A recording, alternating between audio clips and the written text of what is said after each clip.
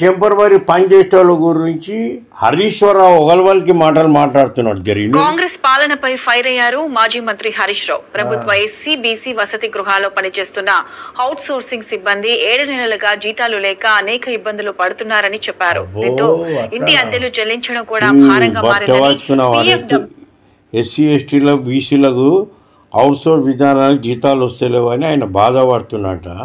ఇవాళ SC ST బీసీలు యాదొస్తున్నారు రాబాయ్. నీకు మీ ఆయాంలా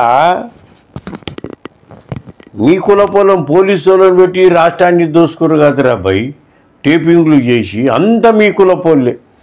ఆరు ఇవాళ అధికారం కోల్పోతే ఎస్సీ ఎస్టీ బీసీలకు జీతాలు లేవని వాళ్ళ కుట మాటలు మాట్లాడుతున్నారు.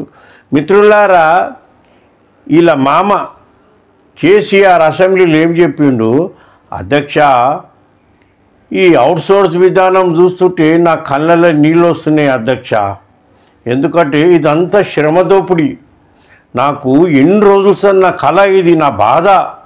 వీళ్ళని పర్మనెంట్ చేయాలని ఇలా వచ్చే నెలలో పర్మనెంట్ చేస్తున్నా అని చెప్తే హరీష్ రావు బెంచ్ మీద ఇట్లా కొట్టుకుంటా లేచి చాలా మంచి డిసిషన్ తీసుకున్నాడు ముఖ్యమంత్రి గారని నువ్వు తొత్తులుగా వలికినావు.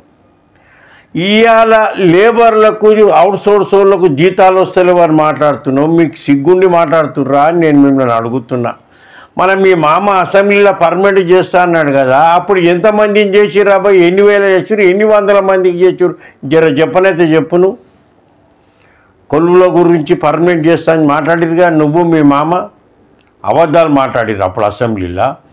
అవును, ఇంకోటి మీరు ఏమన్నారు, తెలంగాణ రాగానే ఉద్యోగులది ఒక వార్ రూమ్ పెట్టినాము, అందులోకించి ఆంధ్రోళన అందరినీ తీసేసేస్తాము, ఇంటింటికి తెలంగాణలో కొలువులు వస్తాయని చెప్పిర్రా మీరు? అవుట్సోర్స్ విధానం వల్ల పర్మనెంట్ చేస్తాం, వాళ్ళకి టైంకి జీతాలు పడతాయని చెప్పిర్రా? మన పర్మనెంట్ ఎందుకు చేయలేరా బాయ్? ఇవాళ వాళ్ళ దిక్కు మాట్లాడుతున్నారు, వాళ్ళని ఎగేసుకుంటా. మళ్ళీ అప్పుడు చేసేదే మీ ముఖాలు తెలుస్తుండే. ఎవరు జర ఉద్యమం చేస్తే వాళ్ళని పోయి ఎగేస్తున్నారు, బట్టెవాటి మాటలు మాట్లాడుతున్నారు. మీకే వస్తాయి మాటలు.